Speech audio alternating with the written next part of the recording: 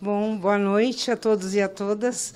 Temos, então, hoje a conferência de encerramento com a nossa homenageada, que é a razão que nos faz estar aqui, do ponto de vista tanto da nossa formação, da nossa pesquisa, quanto do nosso encontro. Por favor, Scarlett, venha nos brindar com as suas palavras.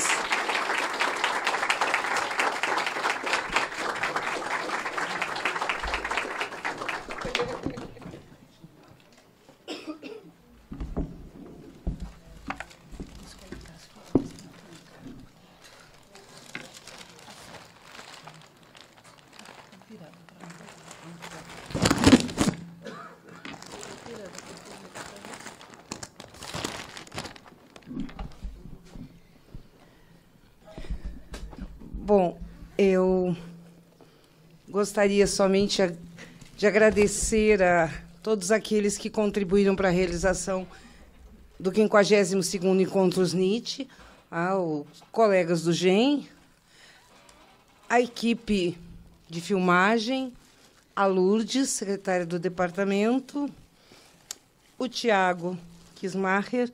Sem ele, eu não teria conseguido fazer muitas coisas aqui na USP, já que ele olhou tudo e eu só pude ver através dos olhos dele. Muito obrigada, Tiago, por tudo.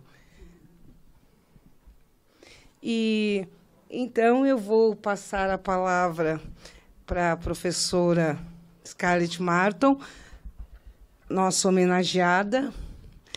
Nós, durante esses 3 dias, tentamos apresentar o pensamento dela, já que cada um dos orientandos, antigos orientandos, discutiu uma das obras, um dos conceitos.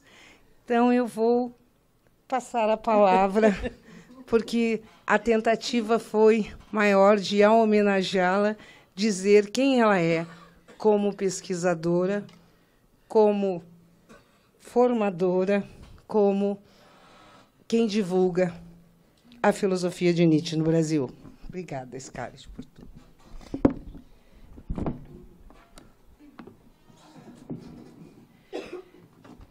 Boa noite a todas e a todos que aqui se encontram e que também nos assistem nesse momento remotamente ou que virão a nos assistir.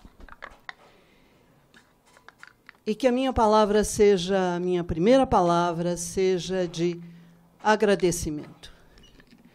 E para fazer jus à hospitalidade brasileira, eu começo por agradecer os colegas estrangeiros. Pour faire justice à l'hospitalité brésilienne, je commence por remercier mes collègues étrangers. A professoressa Maria Cristina Fornari, grazie mille per aver fatto questo lungo viaggio per la prima volta. À mon collègue Guillaume Métayer, mes remerciements pour être venu du vieux continent.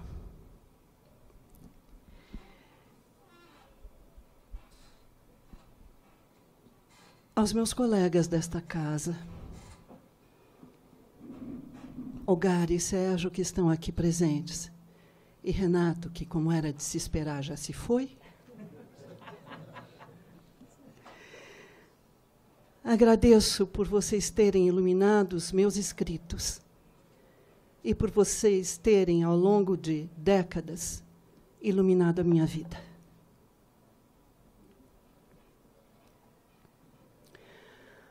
Ao Gelson de Oliveira, que veio do Paraná e me ofereceu um belo presente, de pronto, eu aceitei. Meu muito obrigada. A Olímpio Pimenta, membro honorário do GEM, que faz um jogo conosco, para usar as suas palavras, já há muito tempo, nos presenteando com a sua presença nos encontros Nietzsche, nos presenteando com os seus textos e nos presenteando, me presenteando, talvez, com o seu mais belo presente, o livro de filosofia. Muitíssimo obrigada pela sua competência, pela sua dedicação, pela sua amizade, pelo seu afeto.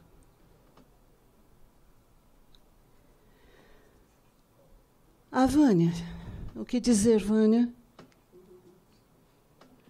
Todos já disseram, mas eu quero repetir. Se não fosse a sua idealização e a sua concretização, nós não teríamos tido essa oportunidade de trocas intelectuais e altamente afetivas ao longo desses 3 dias. Na verdade, a Vânia, aos meus filhos mais velhos, a primeira geração do GEM, que estamos juntos pelo menos desde 1996, se não antes. Vânia Dutra de Azeredo, Wilson Fresati Júnior, André Luiz Mota e Taparica. Que esse nosso entrelaçamento intelectual e afetivo, saibam vocês que esse entrelaçamento intelectual e afetivo alimentou a minha vida. A segunda geração, que na verdade não é tanto assim segunda geração, mas que chegou uns meses depois só, João Evangelista Tude de Melo Neto, que toca vários instrumentos. Márcio Silveira Lima,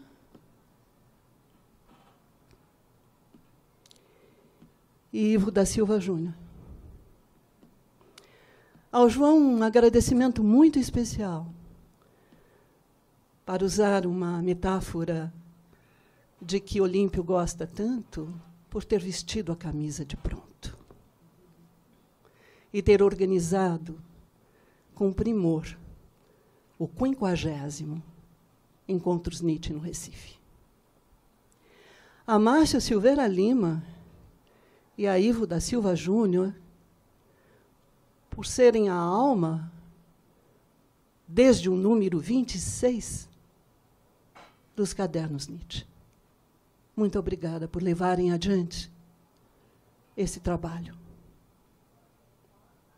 A Stefano Buzzelato, que é diventato brasiliano, que esteve aqui no Brasil já há um tempo para fazer um pós-doutorado sob a minha direção, com uma bolsa da FAPESP por 2 anos, e que depois decidiu ficar por aqui. E a Emmanuelle Salansky, que também veio para o Brasil para fazer um pós-doutorado por 2 anos, com uma bolsa da FAPESP, mas que atualmente é doyen de l'Université de Strasbourg, voltou para lá. Obrigada por terem se disposto a continuar participando do nosso grupo de pesquisa.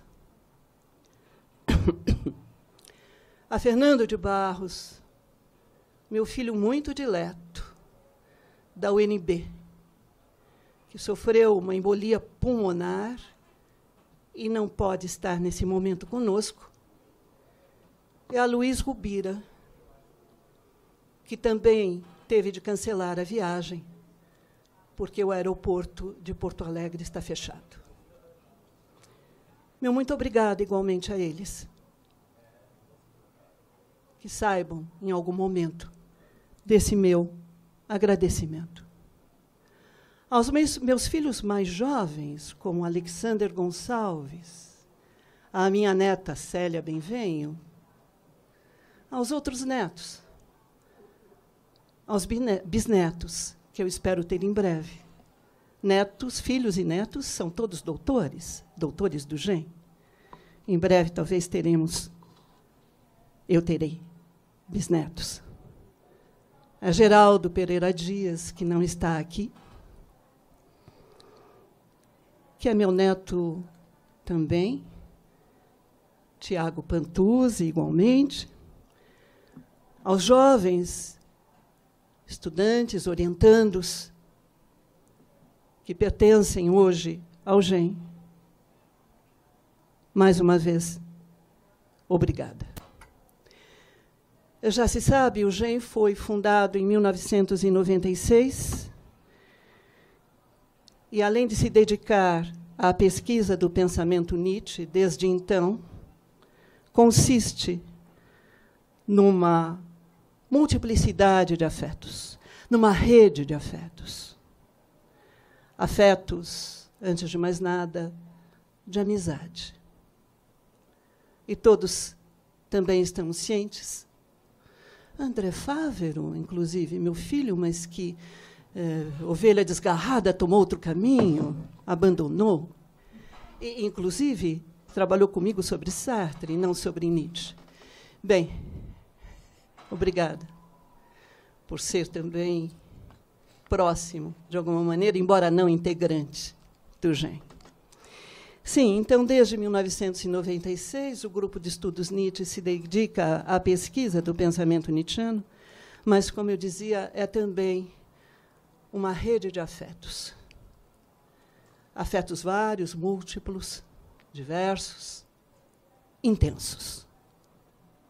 Afinal, reflexão filosófica e vivência, como bem lembrava Sérgio Cardoso, são indissociáveis. E esse será o tema desta noite. Reflexão filosófica e vivência. Com um subtítulo. Uma frase de Nietzsche no Esse Homo.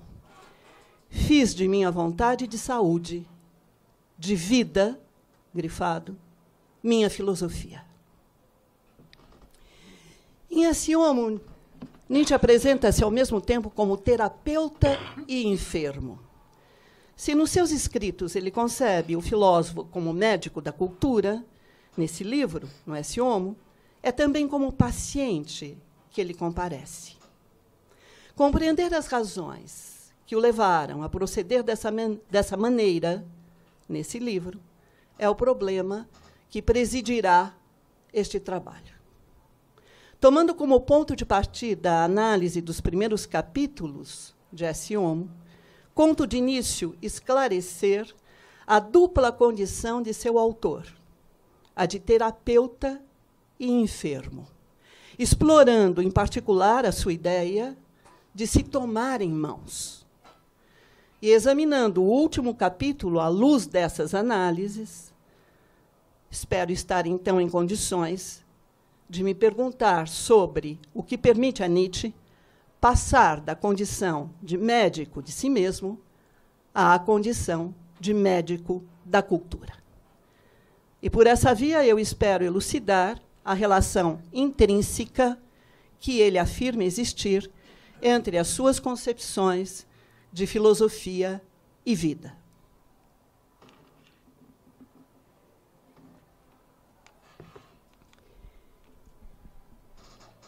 Bem se sabe que Nietzsche concebe o filósofo como médico da cultura. Essa expressão, que ele chegou a pensar em empregar como título de uma obra já em 1873, ganhou uma primeira elucidação nas anotações póstumas dessa época. Ao médico filósofo, no início dos anos de 1870, ao médico filósofo, então, Nietzsche atribuiu uma tarefa preparatória, a de destruir certas tendências, atenuar outras e liberar outras ainda, tendo em vista a renovação do corpo da cultura.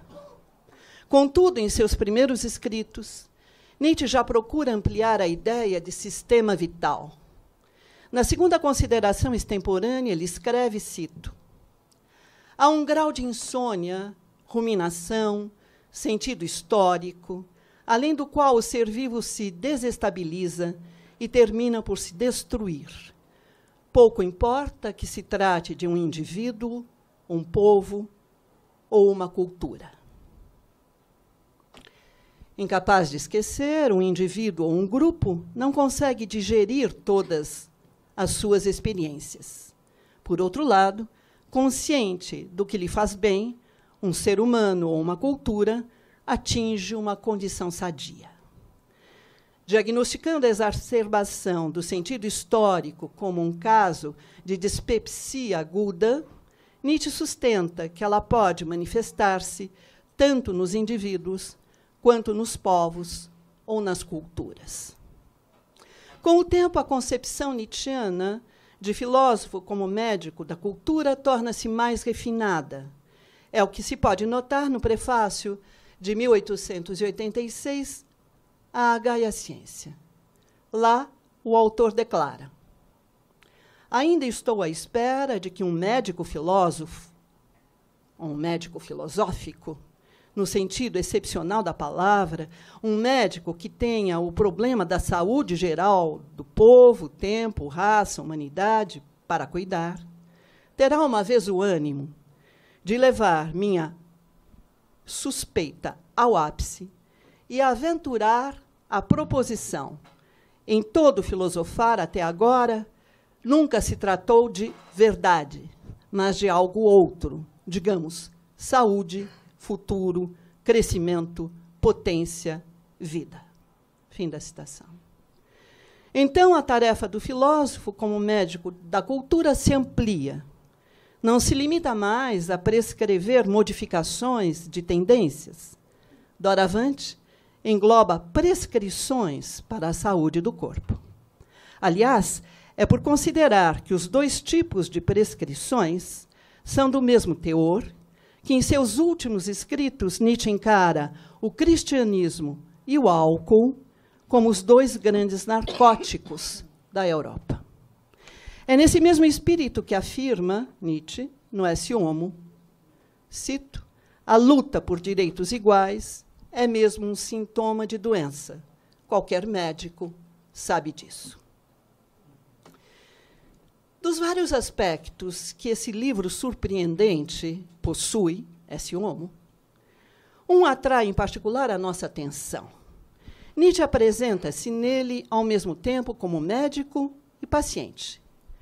No início do primeiro capítulo, não hesita em colocar o leitor a par de seus vômitos e enxaquecas, da fraqueza de seu sistema digestivo, da sua quase cegueira.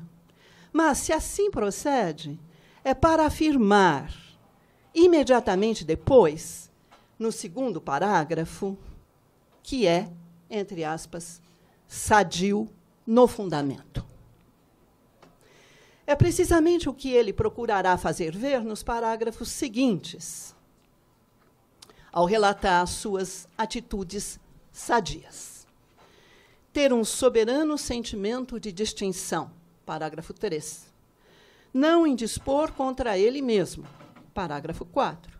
Não prestar-se a retaliações, parágrafo 5. Estar livre do ressentimento, parágrafo 6. Ser capaz de portar-se como inimigo, parágrafo 7. Ter a sensibilidade do instinto de limpeza, parágrafo 8. Até o presente momento, tudo se passa como se suas atitudes sadias decorressem de decisões voluntárias, o que poderia reforçar a ideia defendida outrora de que esse homo nada mais é do que um relato autobiográfico. Afinal, o autor propõe-se a explicar, no primeiro capítulo do livro, por que sou tão sábio. Contudo, examinados de perto, os parágrafos que constituem esse capítulo trazem constantemente esclarecimentos de outra ordem.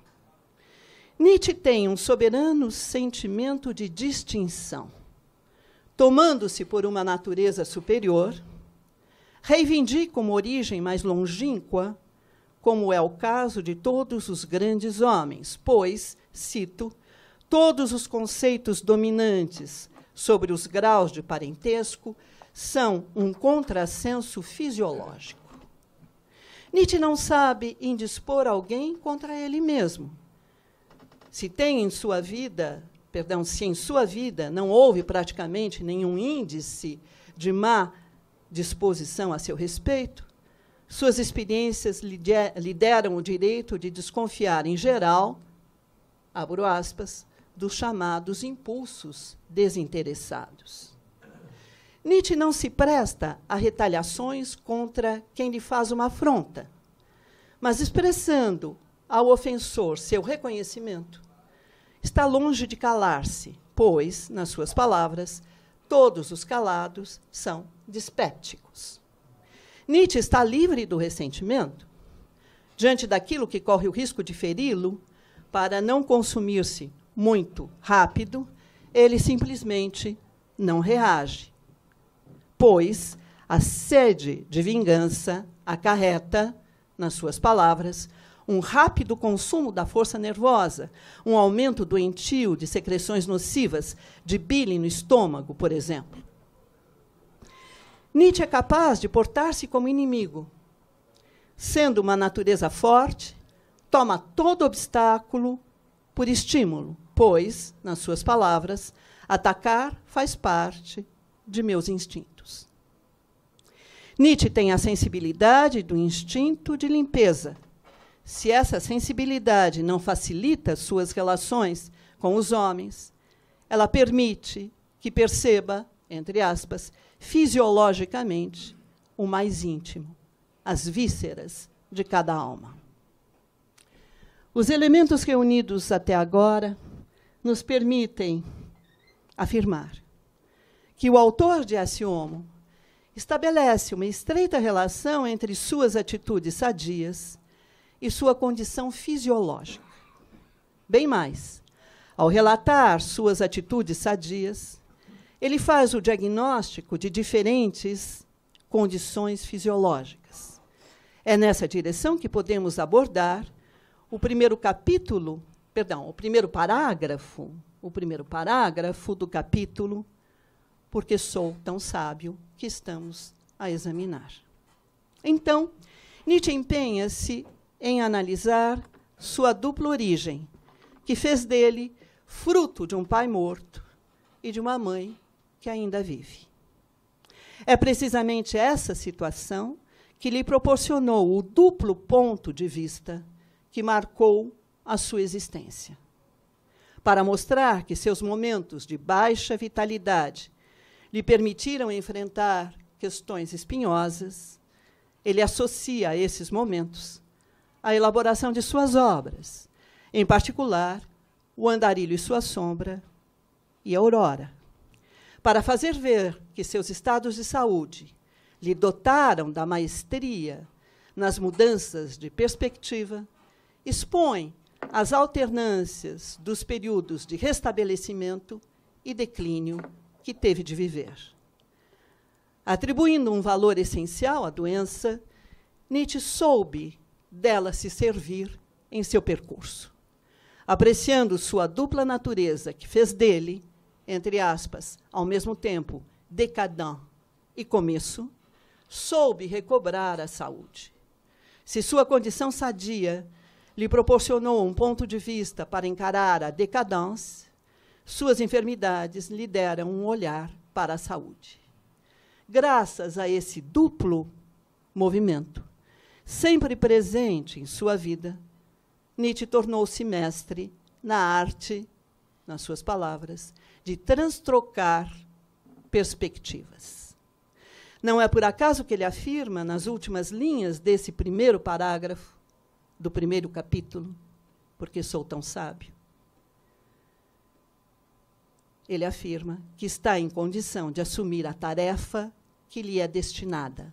Cito: primeira razão pela qual, para mim somente, talvez, é possível, em geral, uma transvaloração dos valores.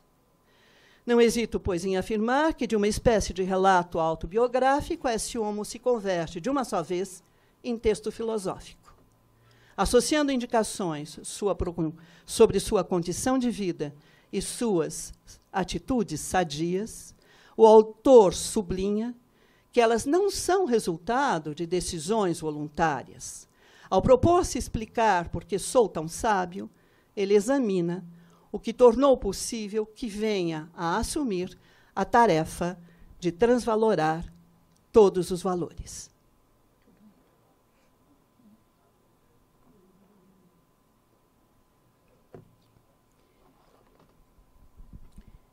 No segundo capítulo do livro, Nietzsche faz o relato de suas experiências concretas, a começar pelo regime alimentar, no primeiro parágrafo.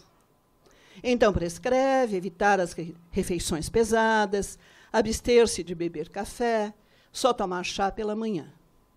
Em seguida, trata da questão do lugar e do clima que lhe são propícios. Parágrafo 2. Afirma que, graças a um longo aprendizado, agora conhece os efeitos que o clima e a meteorologia podem exercer sobre ele.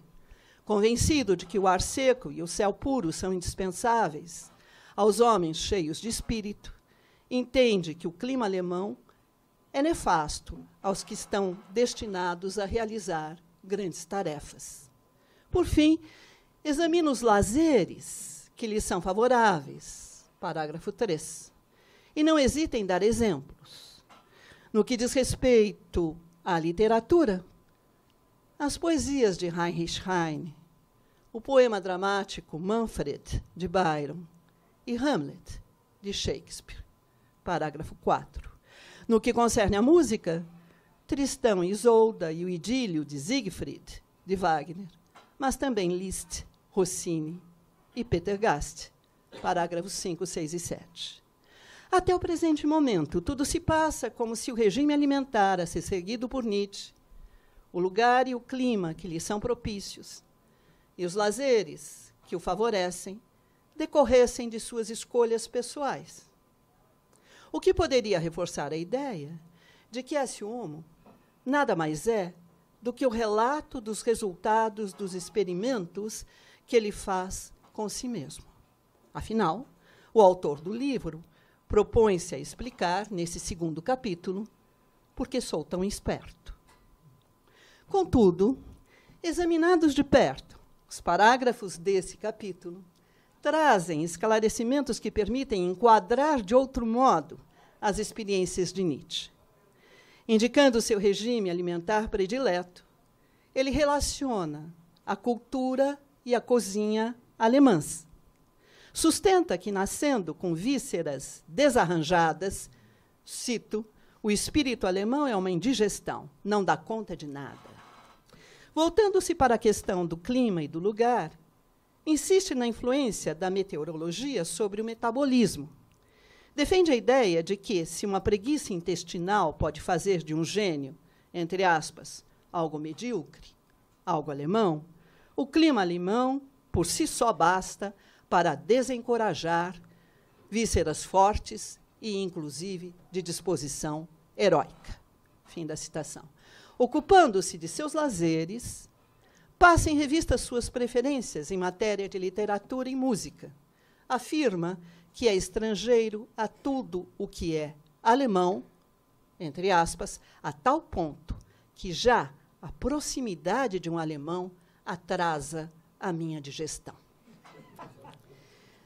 Os elementos reunidos até o presente momento permitem notar que, se no primeiro capítulo do livro, Porque Sou Tão Sábio, o autor desse homo relacionava suas atitudes sadias e sua condição fisiológica, no segundo capítulo, Porque Sou Tão Esperto, ele estabelece estreita relação entre essa condição e suas escolhas, quanto ao regime alimentar, ao lugar, ao clima e aos lazeres. É a mesma lógica que submete tanto suas atitudes quanto o que chama de suas, entre aspas, escolhas. Se assim procede, é porque concebe o homem como um ser relacional, insistindo na ideia de que o ser humano está em relação com tudo o que o cerca, não hesita em prescrever, cito, ficar sentado o menor tempo possível, pois todos os preconceitos vêm das vísceras. Mas Nietzsche não se detém aí. Bem se sabe que, ao longo da vida, o filósofo se pôs à procura das situações mais apropriadas a seu bem-estar. Dedicou-se às mais diversas leituras sobre os regimes alimentares. Lançou-se nos mais diferentes experimentos quanto ao lugar e ao clima. Mas, em vez de limitar-se a examinar seu caso particular, transformou em problema filosófico as questões relativas a seu estado de saúde. Da afirmação de que os modos de pensar dependem do sistema digestivo, Nietzsche chega à afirmação de que o espírito funciona da mesma maneira que o sistema digestivo. Mais ainda, que o próprio espírito é um sistema digestivo. No caso do espírito, como no do estômago, trata-se sempre do poder de assimilação. Considerando a incorporação um dos mais importantes modos de funcionamento do ser vivo, Nietzsche afirma repetidas vezes, cito, que o espírito é um estômago. Assim formulada, essa ideia remete diretamente ao núcleo da vertente crítica de seu projeto filosófico. Ao encarar o corpo e o espírito como aliados, inseparáveis, ou melhor, como sendo da mesma natureza, o autor de Esse Homo quer romper com o pensamento metafísico. Concebendo o ser humano como uma configuração pulsional, ao mesmo tempo física e psíquica, ele se dedica a subverter e ultrapassar toda a sorte de dualismos. Depois de fazer o relato de suas experiências concretas quanto ao regime alimentar a ser seguido, ao lugar e ao clima que lhe são propícios, e aos lazeres que o favorecem, o filósofo procura esclarecer o que ele chama de suas, entre aspas, escolhas, no 8º parágrafo deste 2º capítulo, Porque Sou Tão Esperto, que constitui, no momento, o nosso objeto de análise. Então, afirma que tudo isso, ou em tudo isso, nas palavras dele, reina um instinto de autoconservação. É esse instinto de autoconservação que lhe ordena recusar a entrar em contato com situações desfavoráveis e afastar-se de circunstâncias adversas. Na medida em que lhe é preciso evitar toda espécie de desperdício de energia, seu instinto de conservação se impõe como instinto de autodefesa. Para tentar apreender o sentido preciso dessa ideia, tomemos em consideração o 9º parágrafo deste 2º capítulo, Porque Sou Tão Esperto. A análise das reflexões que Nietzsche desenvolve nos permitirá compreender melhor o que ele chama de suas, entre aspas, escolhas. Tomando como ponto de partida o subtítulo do livro Esse Homo, como tornar-se o que se é, Nietzsche começa por afirmar que, para tornar-se o que se é preciso, sobretudo, não suspeitar o que se é. Aqui, a divisa socrática se acharia inteiramente deslocada. O filósofo revela, então, que, na sua vida, jamais esteve consciente da tarefa que se imporia a ele. Sem ter conhecimento dessa tarefa, seu instinto de conservação organizava e hierarquizava suas competências. É o que ele procura mostrar na seguinte passagem. Cito: entre mentes, continua a crescer na profundeza a ideia entre aspas, a ideia organizadora chamada a dominar. Ela começa a comandar, lentamente conduz de volta dos caminhos secundários e desvios, prepara qualidades e aptidões isoladas, que um dia se revelarão indispensáveis como meios para o todo. Ela configura uma a uma as faculdades auxiliares, antes mesmo de deixar transparecer algo da tarefa dominante, do fim, da meta, do sentido. Em vários textos, Nietzsche sustenta que o corpo consiste numa pluralidade de adversários. As células, assim como os tecidos e os órgãos, estão em permanente combate, de sorte que, a todo momento, qualquer elemento pode vir a predominar ou a perecer. Dessa perspectiva, a luta garante a permanência da mudança. Ela faz também com que se estabeleçam hierarquias. Vale insistir que a luta é sem trégua e sem termo. Desta arte, as hierarquias nunca são definitivas. Afinal, é com processos de dominação que a vida se identifica. É a essa mesma lógica que obedece o que Nietzsche chama de suas faculdades, entre aspas, na passagem de Esse Homo, que citamos acima. Então, ele defende a ideia que, graças ao trabalho do instinto de conservação, seus diferentes impulsos se organizam, de forma que suas atividades se integrem. Uns se submetem a outros, que, por sua vez, se acham subordinados a outros ainda. Graças a essa organização hierárquica, arranjando-se com os impulsos de disposição concordante e submetendo os que lhe são opostos, um impulso predominante vem a coordenar todos os demais e a impor-lhes uma direção clara e precisa.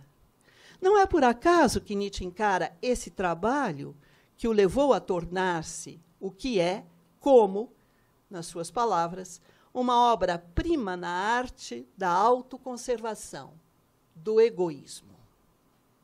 Redefinindo por completo a noção de egoísmo, ele vem recusar a concepção moderna de sujeito. Concebido como substrato que produz vários efeitos, desenvolve diversas atividades e possui certas propriedades, cito, o sujeito não é nada além de uma ficção. Entendido como um todo independente, completo e idêntico a si mesmo, permanente e unitário, cito, o ego é tão somente um embuste superior, um ideal. No quadro desse egoísmo sem ego, não há lugar para um sujeito que se mantém sempre o mesmo em sua individualidade. Enquanto força organizadora, ou, se quiser, enquanto ideia, entre aspas, chamada a dominar, seu instinto de conservação fez em segredo o trabalho de formar uma configuração pulsional destinada à tarefa de transvalorar os valores. É para sublinhar a importância dessa tarefa que Nietzsche se dedicará a fazer o diagnóstico da cultura ocidental no último parágrafo deste segundo capítulo, Porque Sou Tão Esperto. Nele podemos ler, cito, aquilo que até agora a humanidade ponderou seriamente nem sequer são realidades, são meras imaginações, ou, dito mais rigorosamente, mentiras, provenientes dos piores instintos de naturezas doentes, perniciosas no sentido mais profundo. Diante dessa situação, Nietzsche entende que já é tempo de desprezar o que até então foi venerado e, pelo mesmo movimento, afirmar tudo o que até então foi negado. Só assim será possível revelar o que por trás dos valores instituídos se esconde e trazer à luz o que esses valores escondem. Transvalorar os valores é, antes de mais nada, eliminar o solo a partir do qual os valores foram engendrados e, procedendo a uma inversão, criar novos valores. Operando com o procedimento genealógico, Nietzsche afirma que os valores apreciados pela humanidade foram estabelecidos por grandes homens, mas os que foram considerados, nas suas palavras, os primeiros, não passavam, no fundo, de, entre aspas, vômito da humanidade, aborto de doença e instintos vingativos. Fim da citação. Avaliando nesses termos a configuração pulsional dos legisladores de outrora, Nietzsche insiste, por contraste, na especificidade da sua própria condição fisiopsicológica. É por ser sadio no fundamento que ele tem, nas suas palavras, a suprema finura para todos os signos dos instintos sadios.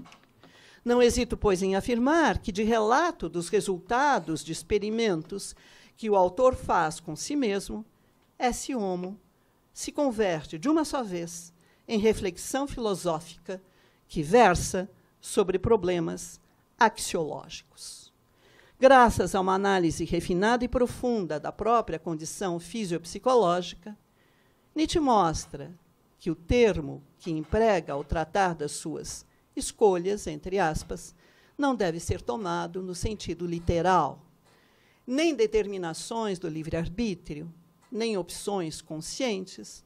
Suas escolhas, entre aspas, decorrem do dinamismo dos processos fisiopsicológicos. Ao propor-se a explicar por que sou tão esperto, além de examinar o que tornou possível que venha a assumir a tarefa de transvalorar todos os valores, como já havia feito no capítulo anterior, porque sou tão sábio, ele agora ressalta a importância dessa tarefa, fazendo, para tanto, o diagnóstico da cultura ocidental. Faz quanto tempo que eu estou aqui? 20? 25? 25. Obrigada. É à luz dessas considerações que é preciso avaliar o seu procedimento em esse homo. É certo que, se nesse livro Nietzsche pretende que, em vez de deixar-se embalar pelos doutores, pelos médicos, ele se tornou o seu próprio médico,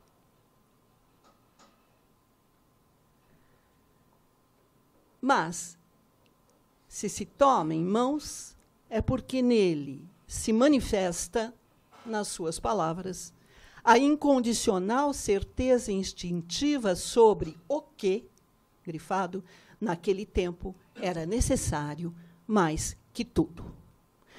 Também é certo, assim, que Nietzsche sustenta que deu a si mesmo a saúde. Mas se põe em busca das condições mais apropriadas ao seu bem-estar, é porque nele trabalha em segredo esse instinto de conservação. Como poderíamos, então, compreender que Nietzsche venha a afirmar no Esse Homo: fiz de minha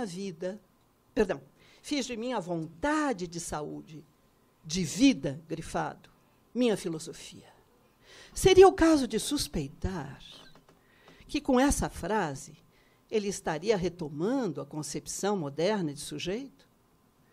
Ao relacionar sua filosofia com sua vontade de saúde, estaria defendendo a ideia de que seu pensamento decorreria de uma decisão voluntária, que sua reflexão filosófica resultaria de uma opção consciente? Ora, se situarmos essa frase, fiz de minha vontade de saúde, de vida, minha filosofia. Se situarmos essa frase no seu contexto, seremos levados a interpretá-la de outro modo. No capítulo Porque Sou Tão Sábio, o autor de Esse Homo escreve, retomemos a frase, fiz de minha vontade de saúde, de vida, minha filosofia, pois prestem atenção a isto. Os anos de minha mais baixa vitalidade foram aqueles em que eu deixei de ser pessimista. O instinto de autorrestabelecimento proibiu-me uma filosofia da pobreza e do desânimo. Nessa passagem, Nietzsche começa por estabelecer uma estreita relação entre seu estado de saúde e sua maneira de pensar. Quando trata de suas atitudes sadias e de suas escolhas, sempre entre aspas, suas escolhas quanto ao regime alimentar, ao lugar, ao clima e aos lazeres, ele deixa entrever que são seus impulsos que lhe prescrevem o tratamento a ser seguido. Quando se volta para a sua reflexão filosófica, dá a entender que é a sua condição fisiopsicológica que determina a terapêutica que lhe convém. Enfatizando, sem cessar, o papel de sua configuração pulsional, acaba por atribuir-lhe a sua própria filosofia. Estamos, pois, em condição de compreender o procedimento nietzschiano em Esse Homo. No prefácio do livro, o autor considera indispensável apresentar-se, porque será preciso dirigir à humanidade o maior desafio que ela já teve de enfrentar. Ao longo dos capítulos, insiste na ideia de que ele nada mais é do que uma configuração pulsional singular. Aliás, é essa ideia que retoma no último capítulo do livro, propondo-se a explicar porque sou um destino. Depois de sublinhar a importância da tarefa que lhe é destinada, Nietzsche afirma: a verdade fala em mim, mas minha verdade é terrível, pois até agora a mentira se chamou verdade. Essa passagem revela em muitos aspectos a atitude que Nietzsche assume em relação à própria reflexão filosófica. Ele dá a entender que são os seus impulsos que se exprimem através das palavras. Bem mais, são eles que tomam a palavra. Sim, assim falava Zaratustra, o protagonista aparecia, nós sabemos, como o porta-voz da vida, o porta-voz do sofrimento, o porta-voz do círculo. Em Esse Homo, é também como porta-voz que Nietzsche se apresenta. Afinal, é sua condição fisiopsicológica que lhe dita a própria filosofia. É precisamente o que ele parece dar a entender na continuação do texto que estamos a examinar, ou seja, este primeiro parágrafo do último capítulo do livro. Cito: transvaloração de todos os valores. Essa é a minha fórmula para um ato de suprema autognose da humanidade, que em mim se fez carne e gênio.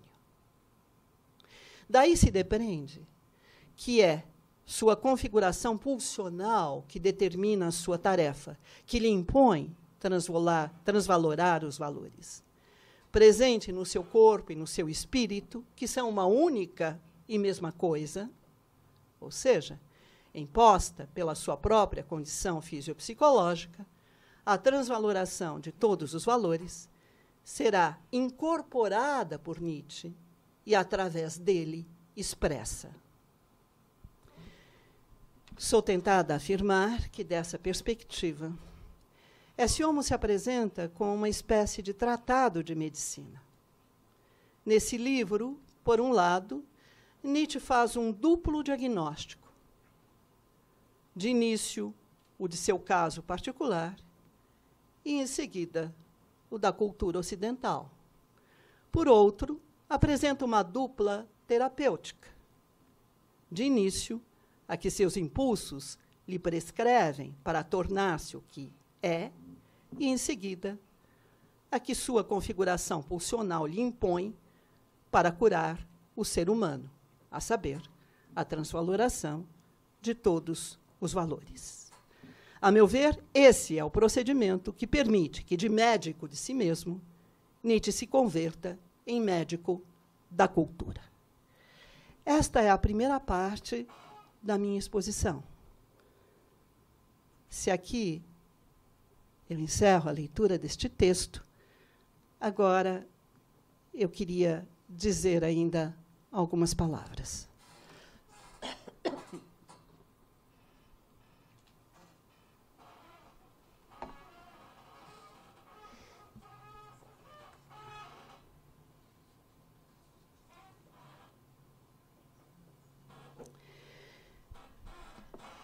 E trago aqui uma questão metodológica, como sempre, e me reporto ao meu próprio memorial, que já foi aqui iluminado pela Olgária, pelo Sérgio. No meu entender, longe de revelar dados biográficos, os textos de Nietzsche expressam, antes de tudo, suas posições filosóficas. Mas é bem verdade que nosso filósofo é um autor pródigo em escritos a respeito da própria vida. Bem sabemos. Já em 1858, ele escreve um texto sobre a sua infância. A partir de 1860, mantém uma espécie de diário em Pforta, na escola. Em 1865 e em 1869, toma notas sobre assuntos de ordem pessoal. Em diversas ocasiões, faz depoimentos e registra experiências. Numa carta de 10 de abril de 1888, confia a Georg Brandes um verdadeiro balanço de sua existência. Por fim, em abril do mesmo ano, subvertendo por completo o estilo autobiográfico, redige S1. Contudo, é com prudência que se deve encarar a relação entre vida e obra, no caso do pensamento nietzschiano. Os escritos autobiográficos de Nietzsche não constituem, por certo, um relato objetivo de fatos de sua vida, ou mesmo de seu percurso intelectual. Nesses textos, aliás, como em todos os outros, a vida e a obra se acham mescladas.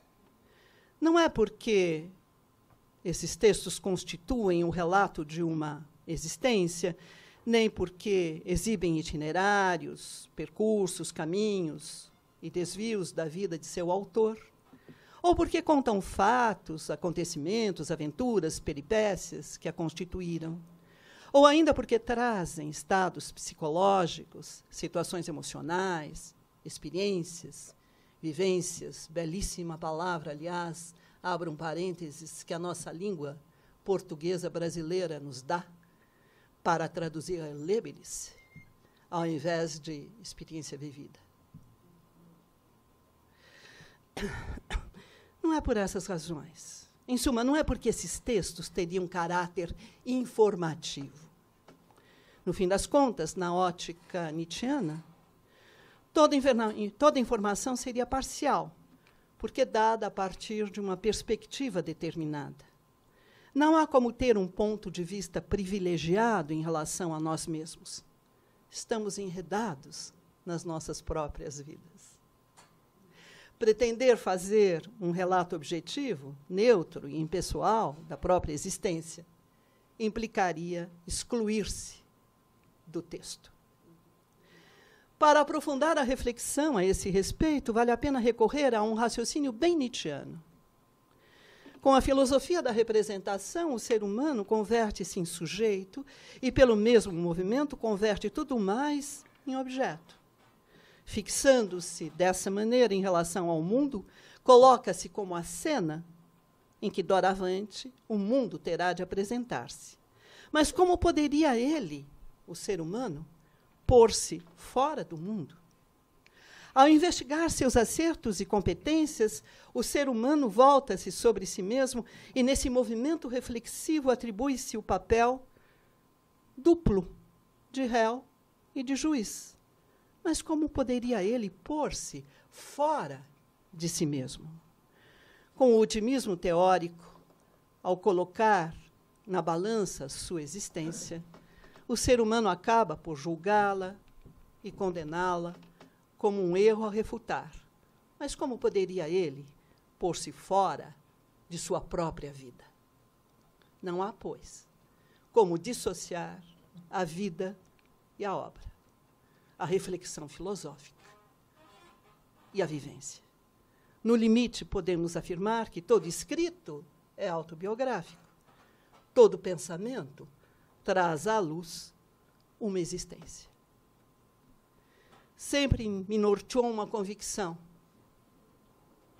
com os meus queridos colegas e amigos com quem eu convivi nesta casa durante tantas décadas, como eles testemunharam agora há pouco, na mesa que antecedeu esta minha fala. Sempre me norteou uma convicção, a de que reflexão filosófica e vivência são indissociáveis. Não foi pondo de lado a existência que procurei elaborar os meus textos. Esses textos são parte integrante da minha vida. Não foi por acaso, aliás, que eu escolhi como epígrafe a irrecusável busca de sentido esta frase de Merleau-Ponty, no Le Doute de Cézanne. É certo que a vida não explica a obra, mas certo também que elas se comunicam. A verdade é que esta obra, a ser feita, exigia esta vida.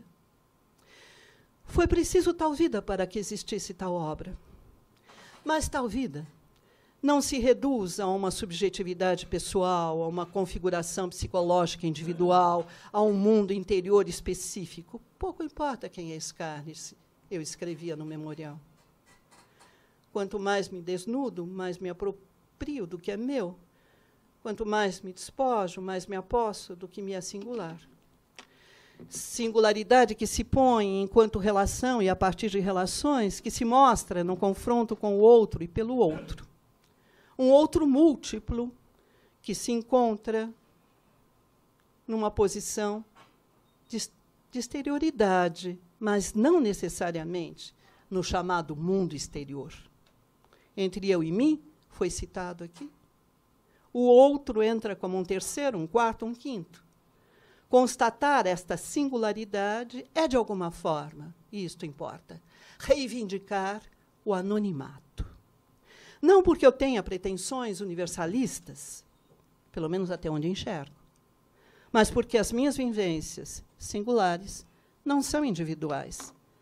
Nelas é uma certa forma de vida que se expressa.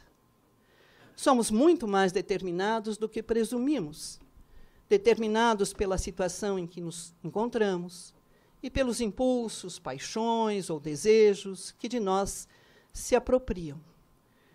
Dificilmente podemos agir de outro modo, pois é com essa situação e com esses impulsos que temos de nos haver, sempre, seja para aceitá-los ou para recusá-los, o que, em certas circunstâncias, quer dizer o mesmo.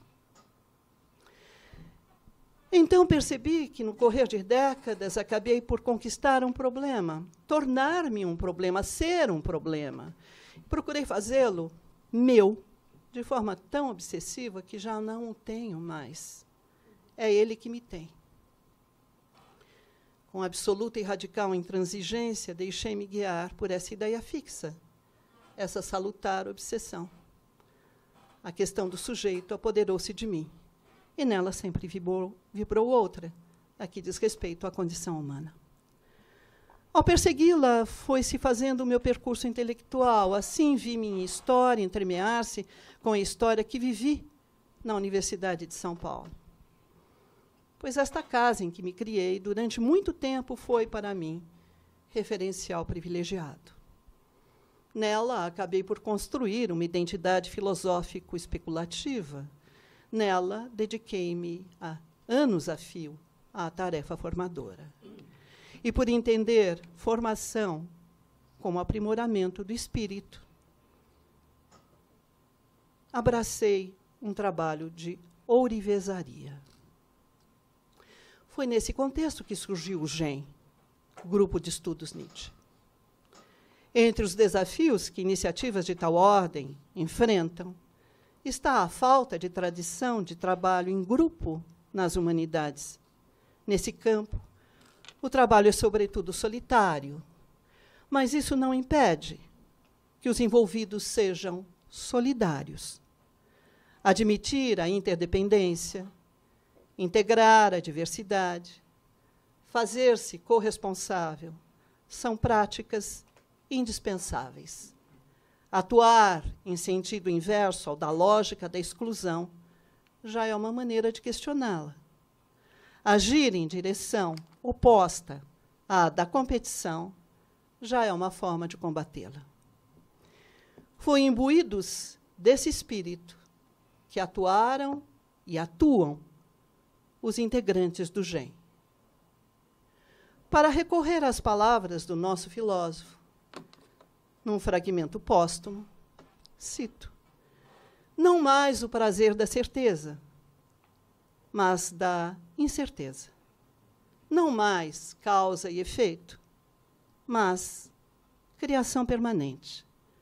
Não mais a fórmula humilde, tudo é apenas subjetivo, mas é também nossa obra. Orgulhemo-nos disso. Hoje, aos colegas do GEM aqui presentes, e aqueles que, infelizmente, não puderam estar conosco, aos colegas do GEM, eu entrego o que é deles, o GEM. Muito obrigada.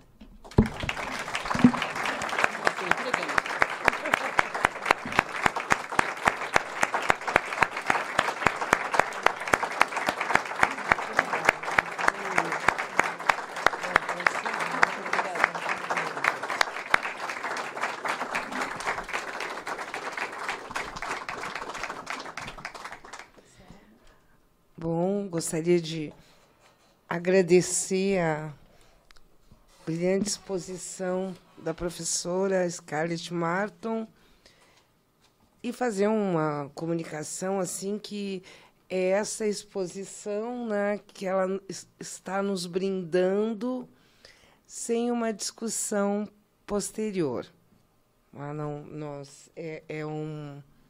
Uma entrega por meio da fala, que não será objeto de debate, né? Então, eu gostaria de fazer um último agradecimento a cada um de vocês que esteve conosco durante esses 3 dias, porque é por meio desta presença que os encontros se tornam possíveis.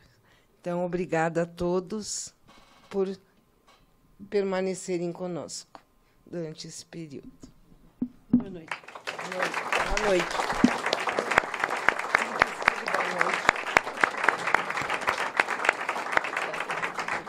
Já estamos cansadas, né? Já avisei alguns, vou avisar alguns. Vamos dividir esta